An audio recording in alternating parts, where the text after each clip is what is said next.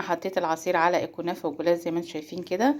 حاجه حلوه وحاجه نظيفه وما كلفتنيش الا حوالي 18 جنيه. يعني لو هتشتريهم من بره هيكلفوكي اكتر من 100 جنيه.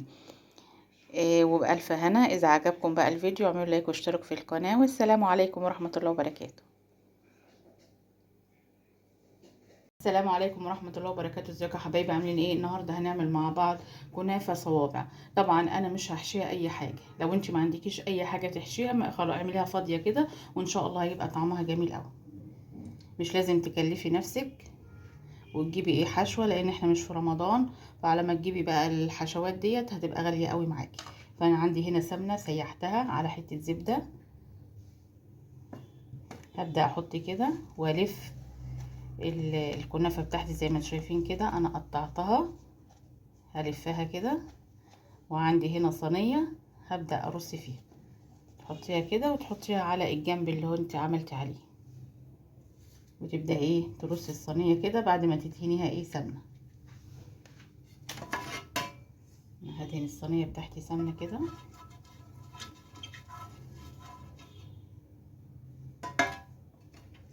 هبدأ كده اعمل دي. تحطي كده سمنة الاول عشان تلف معاكي.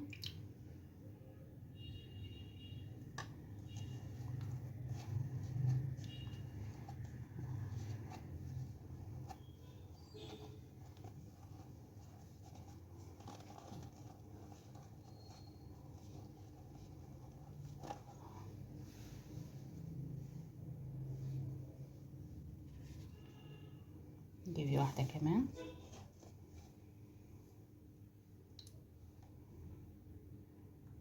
ترشرشي بس كده عليها سمنة. لو عندك سمنة بلدي اعملي سمنة بلدي. انا حاطة هنا سمنة حتة زبدة فرن مع سمنة اللي هي كريستال. هبدأ كده على طول كده. عندك حشو اي حاجة احشيها، جوز الهند، سوداني، اي حاجة. انا بقى هملى الصينية واعمل الكمية اللي عندي، والاخر اوريكم انا عملت ايه. حلو بقى النهاردة نعمل جلاش كمان حلو مع بعض. اول حاجة عندي هنا ورقتين جلاش هبدأ كده ادهنهم. طبعا عندي صينية الاول هدهنها سمنة.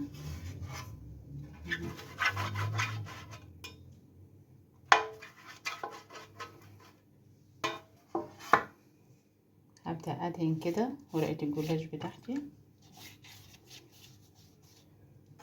وابدأ اتنيها. عندك اي حشو حطيه، ما عندكيش ما توقفيش نفسك.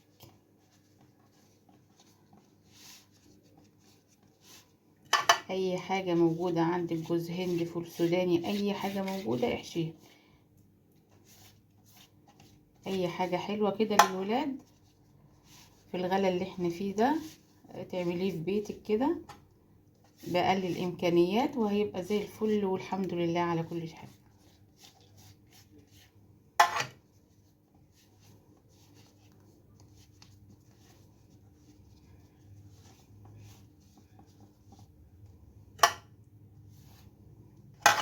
عندي بقى سكينة هبدأ اقطعه كده بقى الحتت اللي انت عايزاها.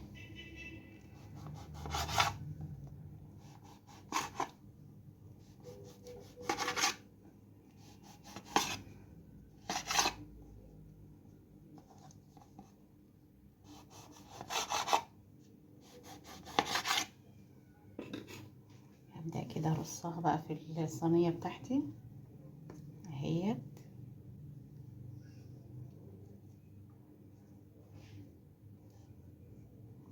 يعني ورق الجلاش مش هتكلفك اي حاجة، ب8 جنيه هتعملي لهم حاجة حلوة كده بعد العشاء يحلوا بيها.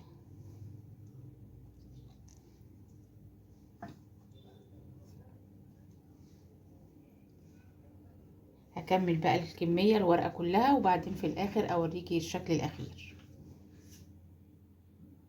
شايفين كده انا عملت بقى الكنافه وعملت الجلاش. طبعا الكنافه دي خدت ربع كيلو، كل ده بسم الله ما شاء الله ربع كيلو، وربع كيلو التاني انا عينته بقى في التلاجة عشان اعمله مره تانية بالمهلبيه او اي حاجه تانية. طبعا عندي هنا سمنة، هبدأ احط بقى على الكنافة كده.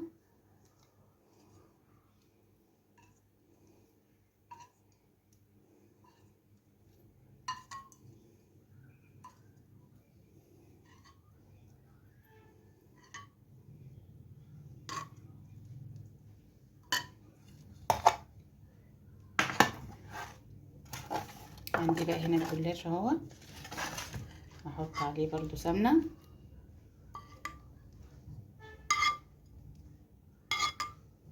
على الفرن بقى الاتنين احطهم، ولما يطلعوا احط بقى ايه الشربات. يلا بينا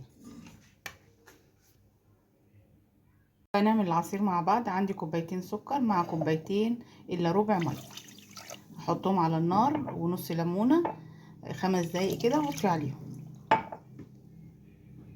بقى نحط كده العصير على الكنافه بتاعتنا. بسم الله الرحمن الرحيم.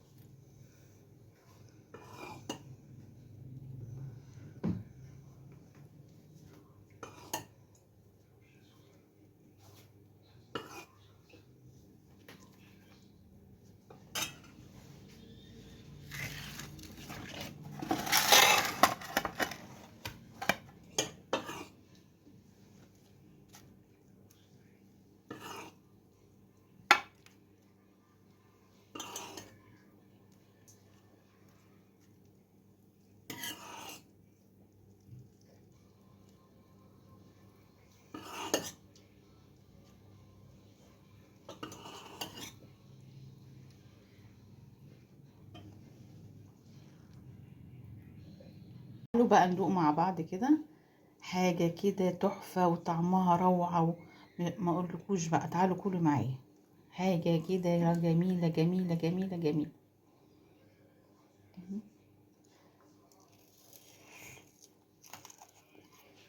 بألف هنا، بألف هنا.